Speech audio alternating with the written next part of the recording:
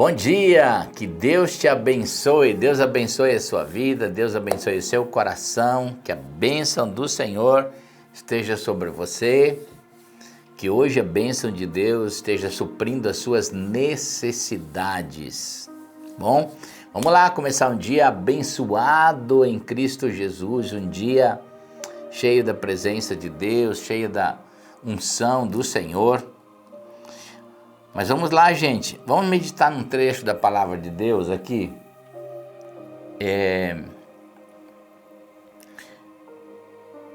João capítulo 3, 16, ele é um dos versículos mais conhecidos, né? Um dos mais citados. Ele é na verdade, esse versículo ele resume muito todo o Novo Testamento, toda a aliança de Deus conosco, né? Então vamos lá, João 3,16 diz assim, porque Deus amou o mundo de tal maneira que deu seu Filho unigênito, para que todo aquele que nele crê não pereça, mas tenha a vida eterna. É interessante que esse versículo, ele é um dos versículos mais bonitos na Bíblia, um dos versículos mais bonitos que a Bíblia tem. Eu gosto muito desse tema porque ele fala da salvação em Cristo Jesus. O maior de todos os milagres é a nossa salvação em Cristo Jesus. Não tem milagre maior. Deus pode fazer todo tipo de milagre. Mas o milagre ao qual Deus se entregou é exatamente em Cristo Jesus, numa cruz do Calvário, morreu,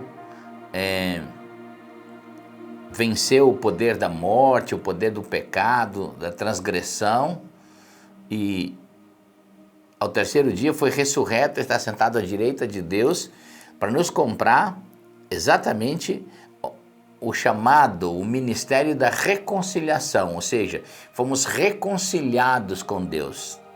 Isso quer dizer que temos de novo um livre acesso. Aquilo que nos impedia de ter acesso a Deus caiu, rompeu, quebrou. Então a gente precisa entender que o maior de todos os milagres da nossa vida, isso é uma chave, anota aí para você. O maior milagre é a salvação que Deus proveu em Cristo Jesus. E o segundo maior milagre ou a maior de todas as suas riquezas, é a sua liberdade em Cristo Jesus. Como você anda com Deus? Como você se comunica com Deus? Nós vivemos numa estação e numa geração de gente, por exemplo, que vende a comunicação com Deus. Tem pessoas que não se sentem, que se comunicam com Deus, por exemplo, se não está num templo. E Deus, ele não vive em templos. É muito claro, Deus não habita em templos feitos por mãos de homens. Por que Deus vai então num culto onde existe os templos e lá existe o culto? E por que tem aquela presença de Deus? Não é por causa do templo, não. Não é por causa da religião, não. É por causa das pessoas que vão lá. Porque nós nos tornamos o templo do Espírito Santo. Então, a gente precisa entender e lutar por essa unidade com muita sabedoria. Se você não entender a sua liberdade em Cristo, de como você anda nessa terra, que ninguém mais pode te aprisionar. Por isso que Paulo, mesmo que estava preso fisicamente numa prisão, ele se considerava livre, a palavra de Deus livre. Porque quando o rei Agripa lhe fez as perguntas, né? De quem Paulo era preso, enfim. Os romanos reivindicavam que eles eram os donos da prisão de Paulo. Os judeus, principalmente o ambiente religioso, também reivindicava que Paulo era um preso da religião judaica. E Paulo responde isso dizendo assim que ninguém mais poderia prendê-lo, porque agora ele conheceu Jesus e ele estava livre.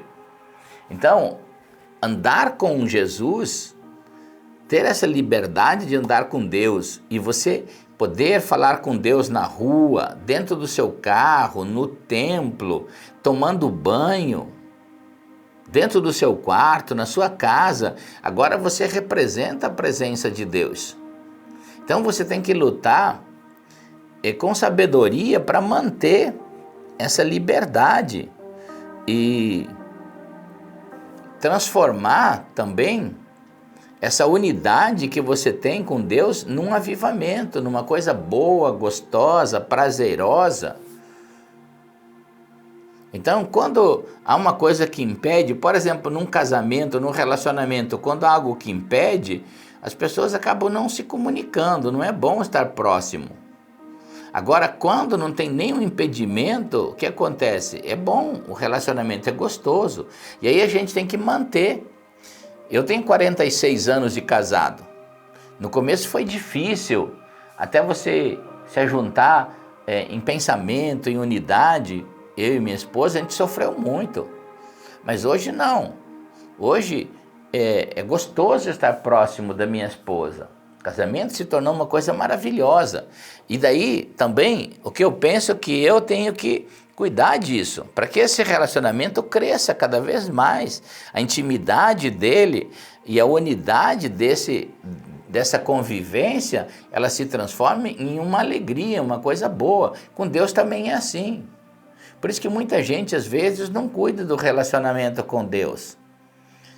Não cuida dessa unidade que aconteceu em Cristo Jesus, de você ter nascido de novo, Deus ter rasgado o véu, ter colocado a condição de você entrar num relacionamento com Deus, mas tem pessoas que não cuidam, acham que é qualquer coisa, é como qualquer coisa. Não, Deus é um relacionamento diferente.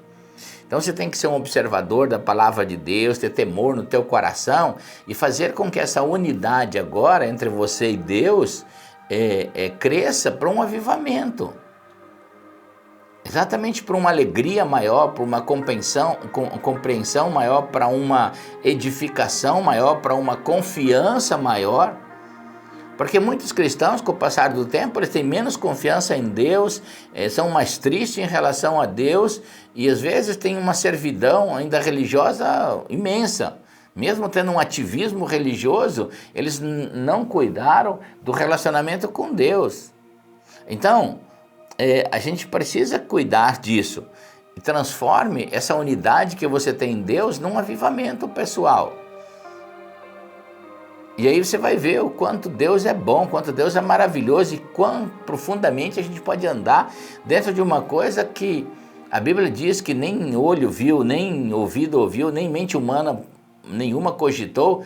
Deus tem preparado para aqueles que o amam, aqueles que se relacionam, que se interagem com Deus mais profundamente. E eu quero profetizar sobre a sua vida nesse dia de hoje.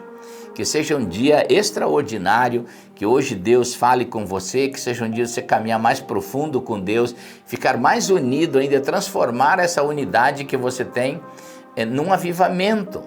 Um avivamento de confiança, de milagres, de poder, de alegria, de você andar com Deus. Eu profetizo isso sobre a sua vida, em nome de Jesus. Amém? Se você recebe essa palavra, diga assim: eu creio e eu recebo, em nome do Senhor Jesus. Vamos orar então? Vamos orar aqui, declarar a bênção de Deus. Já vamos orar o Pai Nosso agora. Ajunte seu coração ao meu, creia no milagre sobre a sua vida, sobre um milagre de Deus sobre a sua casa, em nome do Senhor Jesus. Então ore comigo e diga assim: Pai Nosso que estais nos céus, santificado seja o teu nome, venha o teu reino, seja feita a tua vontade, assim na terra como no céu. Dá-nos hoje o pão nosso de cada dia. Perdoa os nossos pecados, assim como nós perdoamos os nossos devedores. Não nos deixes cair em tentação, antes, livra-nos do mal, porque teu é o reino, o poder e a glória, de hoje para todo sempre. Amém, amém e amém. Que a bênção de Deus esteja sobre você, te abençoando, te curando, te prosperando, te iluminando. E que o seu relacionamento com Deus venha a crescer cada dia mais. Que você tenha um dia muito abençoado de Deus, tá bom? Então, não esqueça também de compartilhar essa oração com alguém, não esqueça de compartilhar essa palavra com alguém e também não esqueça de curtir essa palavra aí, essa live, curte ela aí, é importante e abençoe a vida de alguém.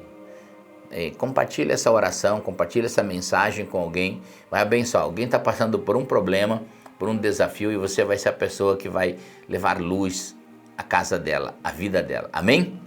Muito bem, gente, que você tenha um dia muito, muito abençoado, que Deus te abençoe, um dia maravilhoso e abençoado por Deus. Que Deus te abençoe, povo lindo, povo maravilhoso.